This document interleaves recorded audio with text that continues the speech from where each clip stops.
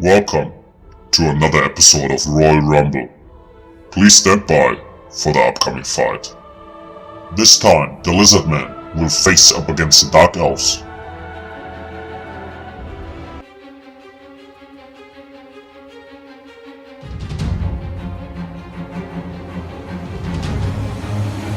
So welcome guys to another episode of Royal Rumble, and thank you for tuning in. In this episode I'm playing the Lizardmen and I'm facing up against the Dark Elves. So I will not talk too long over here, not any long introduction. We'll directly go to my army composition over here, and as you can see, nothing new. I have a front line mixed with King Cohorts and Saurus Warriors. Directly behind that the more elite units or the monsters, the Croxigors on each side, and on each side are Feral Bastiladon. And the last line I have two Temple Guards, and as I always say, very good over in bringing them in the last line, because the Temple Guard is a halberd unit and it can defend the army over here, or your units, for against large units, against cavalry, or all that stuff. And you can also, if you put them in the last line, decide on which spot you will send them to fight in the front line. Then you can see I have in this game Master Mundi. So Master Mundi on the Stegodon Asian Stegodon is quite strong. Also, he's a very mighty caster, but I think overall a Crocker is the more competitive pick, even if, as I said, Master Mundi is also very strong on this Asian Stegodon. But he's also very expensive. So I brought Net of Amintok, of course, must have. Harmonic Convergence, I like this spell, in fact, increases the melee attack and the melee defense of one unit. And Comet of Cassandra, causing a lot, as all of you know, a lot of damage. If you overcast it, if you overcast this one, it causing a lot of armor piercing damage. In fact, I think it is armor piercing damage then, or increases the armor piercing damage. And yeah, so let's go directly to my opponent. Over here we can see a very wide front line. Blackguard of Nagaron, Black Arcosus, Dread Spears, Blackguard of Nagaron, all that stuff to compete against these large dinosaurs. Then we have a Canid Assassin to snipe out dinosaurs, to snipe out enemy lords, very good over here. And Dreadlord on this, I'm not sure what is the name of this mount. This flying Pegasus here, Dark Pegasus. It's a very cheap option. But I would prefer to bring the Dreadlord always on a cold one. But anyway, because I think the melee stats will reduce on this flying mount. I'm not sure about that. But I think the best pick is a cold one, in my opinion. Then I have then on the left side here Cold Ball Knights, and of course the plan was to that all units get engaged or in the frontline fight, and then this Cold War Knights can flank or can snipe out all these dinosaurs from behind. So let's start over here with the charge in, and we can see, as I said, both armies deployed relatively simple, nothing special, very wide front line. But of course I saw the Cold War Knights over here, and I directly cast a Net of Amintok on it.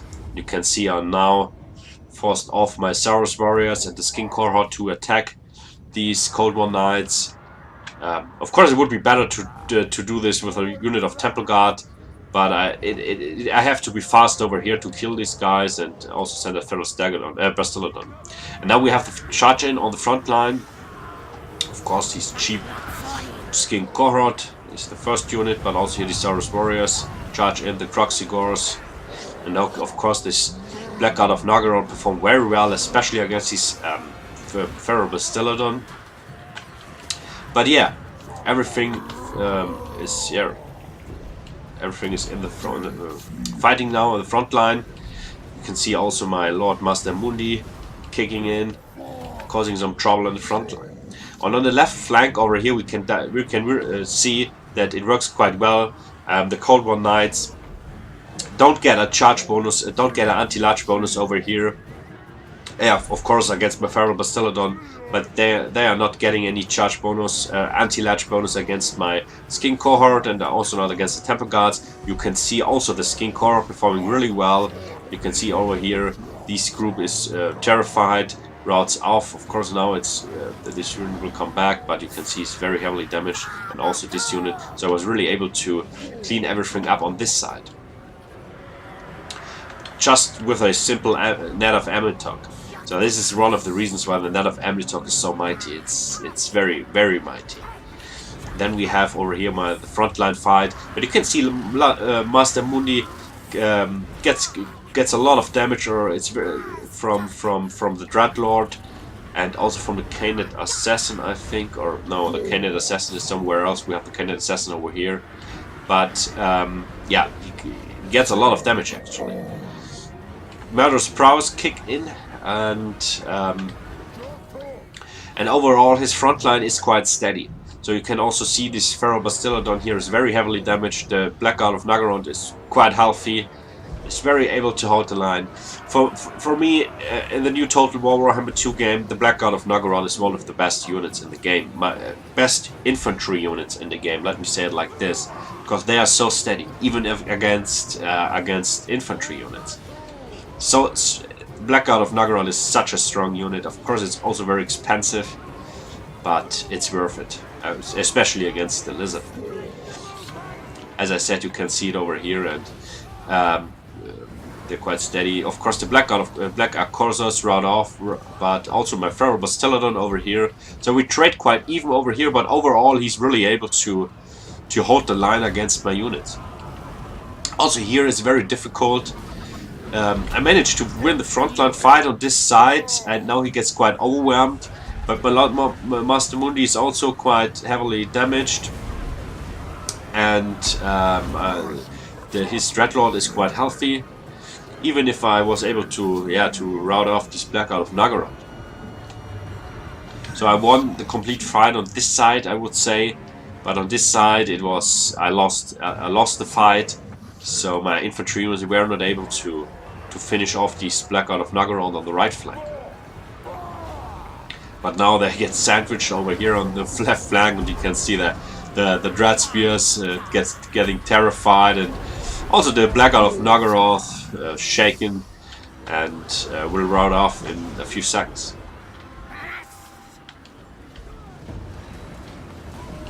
So also the Croxigors have a really bad time against the Black God of Naggaroth, because the Black God of Naggaroth is really designed to kill a unit like this, such a monster unit with several models over here. So I thought about it to leave out the Croxigors completely.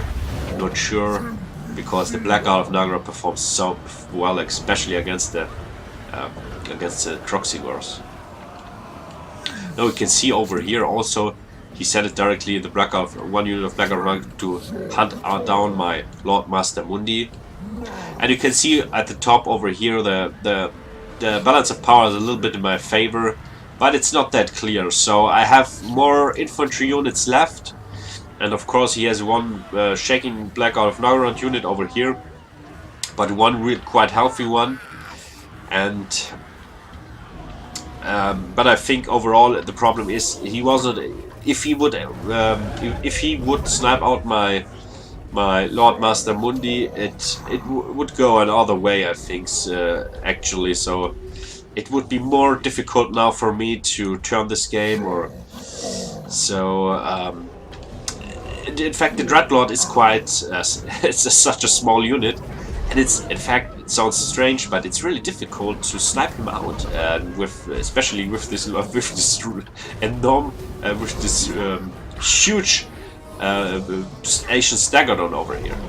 So you can see also it's not so effective, even if the Skink Cohorts over here, the Skinks throwing some javelins, you can see that, very cool. But the Dreadlord not gets that much damage.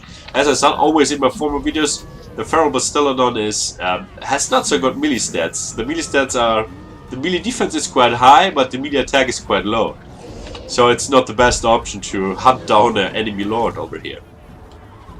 But finally I was able to, yeah, not completely. One unit is shaken and routes off. Actually, the Black God of Nagorod, and the other unit is quite steady.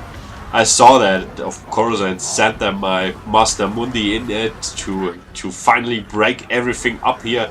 You can see Last Man standing over here.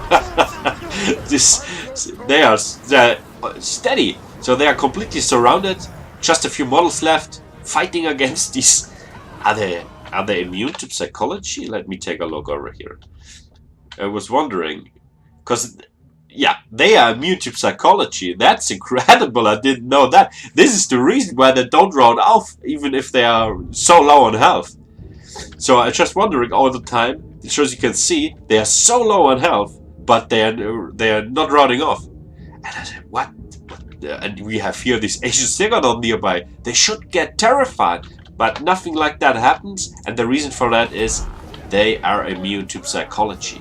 As I said, one of the strongest units in the game is, my opinion, the infantry units. The Black God of Nagorod, for sure. The performance is, they are very cost efficient, even if they are very expensive. You can see that, how long they hold the line against all these units with an Asian Stegodon in the back line. Very good over here.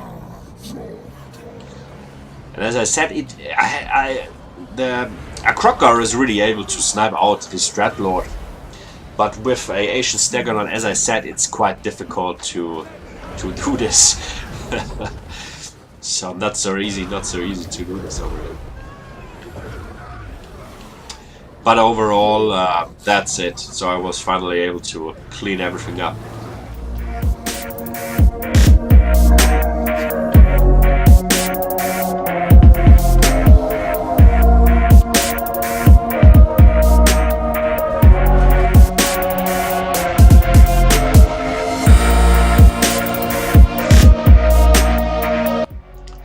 So, as I said, you can see, I think this build was quite good.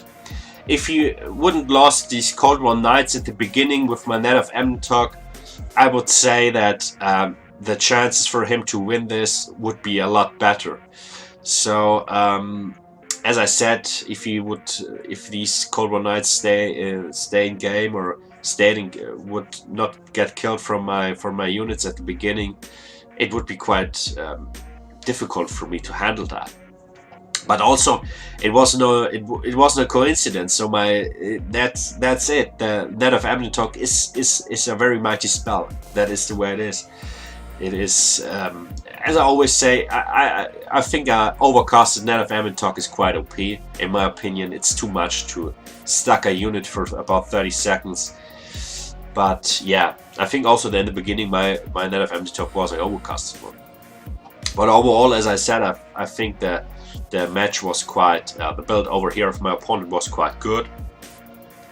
And the Net of Emmentalk was the game changer in this case. So, thank you for tuning in. Thank you for tuning in this episode of Royal Rumble. And see you on the next episode of Royal Rumble. And let me know what you think. Make sure that you are subscribed to this channel. And yeah, have a nice evening. Thank you.